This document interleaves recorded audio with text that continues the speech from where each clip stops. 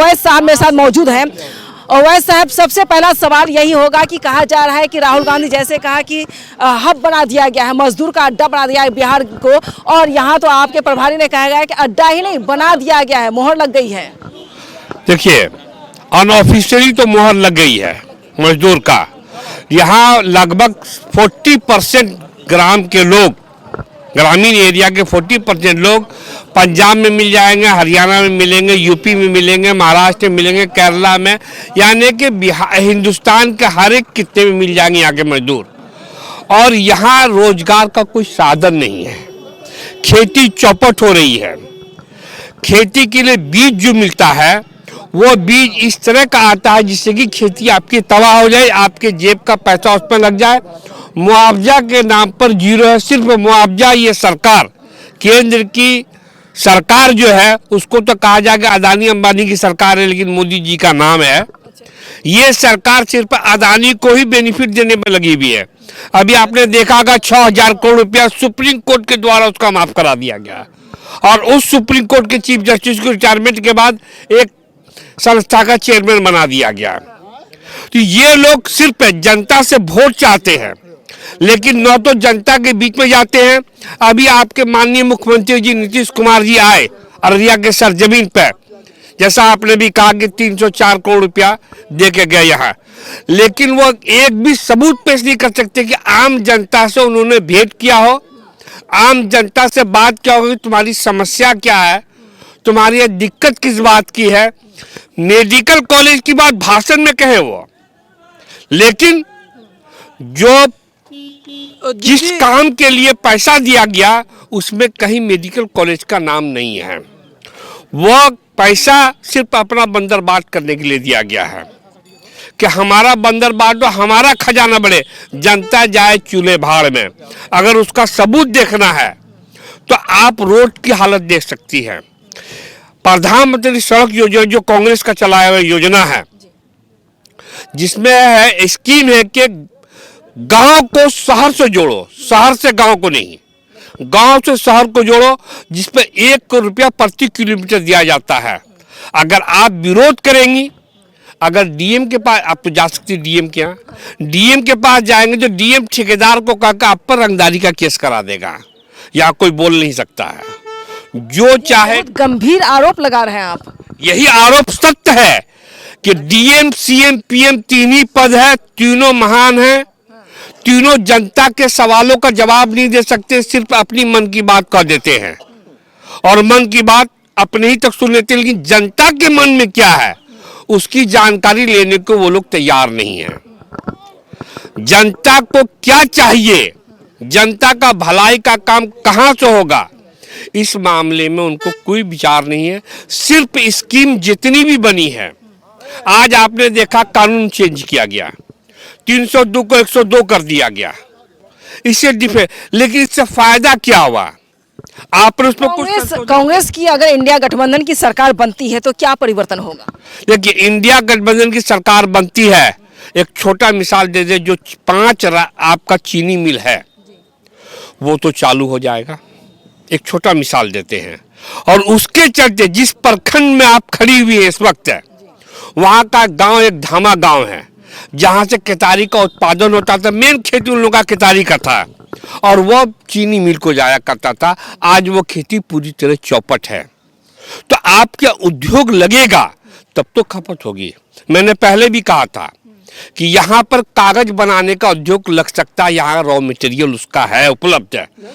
बांस, घास, ये चीज आपको यहाँ उपलब्ध है, इसका फैक्ट्री यहाँ लग सकता है। यानी दावे के साथ कांग्रेस कहती है कि इंडिया गठबंधन की सरकार बंद खोल दिया जाएगा रोजगार। देखिए, मैं एक चीज कहूंगा, एक चीज मैं कह दूंगा, कांग्रेस जिस वक्त सत्ता में आई थी, मैं थोड़ा सा बैक में ले जाऊंगा, जिस वक्त 1947 में देश आजाद हुआ था, आपके खजाने में झाड़ू लगा के अंग्रेज रुपया लेके चला गया था। आपके पास 1 रुपया नहीं था कि डेवलपमेंट आप कैसे कीजिएगा।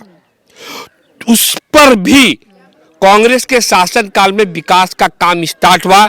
मात्र 2000 किलोमीटर पिच रोड था पूरे हिंदुस्तान में, जो स्टेट हेडक्वार्टर में ही पिच रोड था, और आज हर एक गांव में पिच रोड चला गया है। आहिस्ते आहिस्ते डेवलपमेंट किया। पहले छोटा रोड बनाया, उसके बाद पैसा आया तो उसकी चौड़ीकरण की गई। पहले लकड़ी का पुल बनाकर आवागमन ताकि जनता चल सके, लकड़ी का पुल बनाया। कुछ पैसा और हुआ तो लोहे का पुल बनाना स्टार्ट किया कि लोगों को सुविधा मिले। यानी इससे ये दावे कर सकते हैं आप कि कांग्रेस या इंडिया गठबंधन की सरकार बनती है तो कहीं ना कहीं अब तैयारी हो सकती है रोजगार एक बात तो मैं दावे के साथ कहूंगा, कांग्रेस के गठबंधन की सरकार यानी इंडिया की सरकार जब बनेगी, उसका पहला मैनिफेस्टो होता है कि जनता के लिए जनता की सरकार बने। मुख्यमंत्री नीतीश कुमार है भी आने वाले वक्त में मौजूदा मुख्यमंत्री कौन होंगे कहना मुश्किल है। अब इंडिया गठबंधन क्या मुस्लिम उप मुख्यमंत्री देंगे, जैसे कि शहनवाज आलम ने दावा किया था फिर पीछे हट गए। देखिए, दावा बहुत सा होता है, मुख्यमंत्री उप मुख्यमंत्री कोई संवैधानिक पद नहीं है, संवैधानिक पद उप मुख्यमंत्री का नहीं है। लेकिन आप पहले इंडिया गठबंधन को, इंडिया गठबंधन की जो भी सरकार बनेगी उसमें सभी को, दलित को भी भागीदार मिलेगा, बैकवर्ड को भी भागीदार मिलेगा, मुसलमानों को भी भागीदार मिलेगा, सबसे बड़ा भागीदार होगा आम जनता का। इसलिए कि इंडिया गठबंधन जो है, जो कांग्रेस के नेतृत्व बनी है, कांग्रेस का पहला प्रिंसिपल है आजादी के बाद से कि गांव तक जाओ, गांव के चौपालों में बैठकर पता लगाओ कि वहां समस्या क्या है।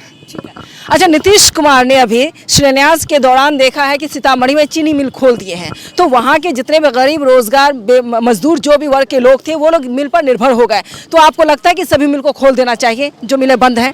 देखिए, ये बातें तो भाषण में हम लोगों ने सुना कि मिल खुल गया, मैं गई नहीं है, देखा नहीं मैंने। हाँ, मिल जितने दिनों से बंद है। आपने एक चीज याद किया होगा कि मोदी जी ने कहा था कि दरभंगा का एम्स चालू हो गया, शिलान्यास कर दिया गया। नहीं, चालू हो गया। और जब आप लोग जैसे पत्रकार वहां पहुंचे तो वहां शिलान्यास तक एक ईंटा जोड़ा हुआ नहीं था, पानी लगा हुआ था उस जमीन पर। अब उस तरह चालू करना हमको धोखा देना है।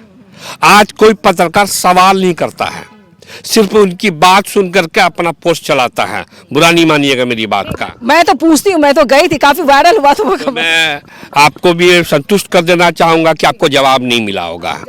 हाँ, जवाब नहीं मिला होगा। भाजपा की सरकार या भाजपा की सहयोगी की सरकार जो है, उससे कोई भी पत्रकार सवाल नहीं कर सकता है। ऐसा क्यों? वो तो वो लोग बताएंगे, जो लोग पत्रकार लोग। कांग्रेस के शासन में सबको आज़ादी थी, सबको बात करने का अधिकार था, सवाल पूछने का अधिकार था, और कांग्रेस के लोग जवाब देते थे, उसका संतुष्ट करते थे, उससे सवाल अपने जवाब से संतुष्ट करते थे। वो सरकार को या जनता को खिलौना नहीं बना कर रखे हुए थे। आज सुप्रीम कोर्ट तक से विश्वास लोगों का उठ रहा है कि सुप्रीम कोर्ट का डिसीजन क्या होगा।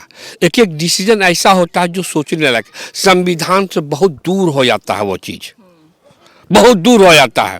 हाई कोर्ट का वही हालत है। आम जनता का, जैसे अभी हमारे प्रभारी महोदय ने कहा कि माननीय मुख्यमंत्री जी नीतीश कुमार हैं, लेकिन मैं दावे के साथ कहता, यहाँ भी लोगों ने देखा होगा, बहुत से लोग गए होंगे तो नाटक उनका देखा होगा। आप अगर कुछ कहा तो वो पलट करके अफसर के साथ देखते हैं अफसर क्या कर रहा है। अफसर जब कान में कुछ कहा तो वही बात को बोलते हैं, अपनी कोई सोच नहीं है उनकी।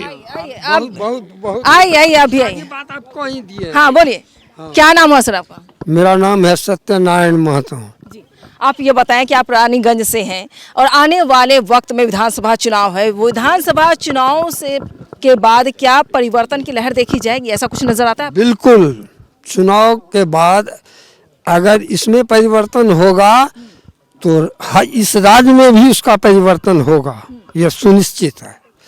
क्योंकि हम लोग जो भी संविधान का नियमावली है या जिस तरह का गठबंधन में आइडियोलॉजी बनेगा उसके अनुसार कार्यरूप होगा। ऐसा नहीं कि चुनावी भाषण दे दिए और सरजमीन पर कुछ नहीं। ये कांग्रेस का कभी इतिहास नहीं रहा है। जहाँ जहाँ भी आज कांग्रेस की सरकार है और जो वादा किया है जनता के साथ उसको उस कार्यरूप हो रहा है, चल रहा है।